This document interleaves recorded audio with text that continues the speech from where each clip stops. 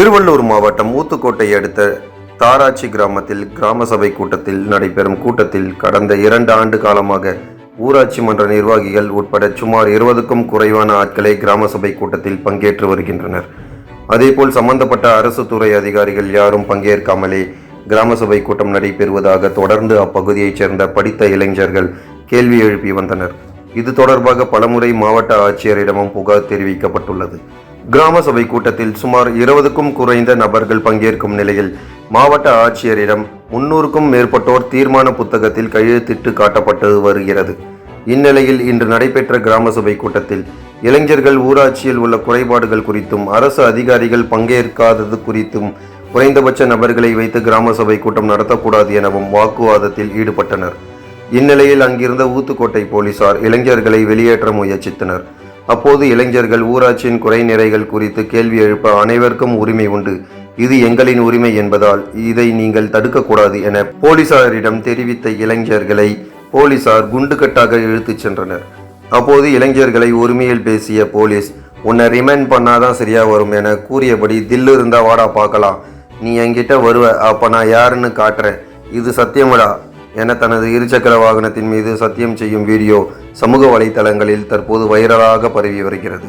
இளைஞர்களுக்கு முன் உதாரணமாக இருக்க வேண்டிய காவலர்களே உரிமையை தட்டி கேட்ட இளைஞர்களை உரிமையில் பேசி அடாவடியில் ஈடுபட்டது மாவட்ட போலீஸ் மீது அருவருப்பை ஏற்படுத்தியுள்ளது.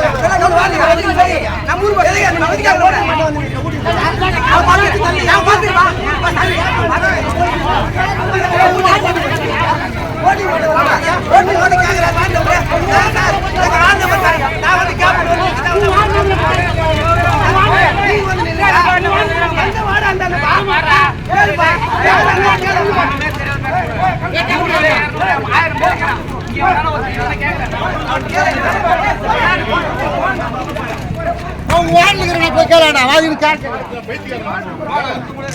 எல்லாரும் வருவீங்க அன்னைக்கு நாங்க யாரும் சர்ச்சு தான் கட்டணும்டா உன பாறா நீ பாறா காட்டு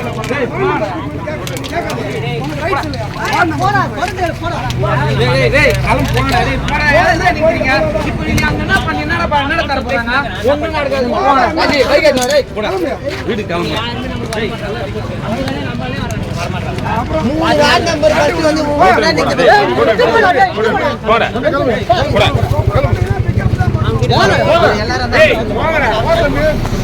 செய்திகளை உண்மைத்தன்மையுடன் உடனுக்குடன் தெரிந்து கொள்ள தி கிரேட் இந்தியா நியூஸ் சேனலுக்கு சப்ஸ்கிரைப் செய்து எங்களுடன் இணைந்திருங்கள் எப்போதும்.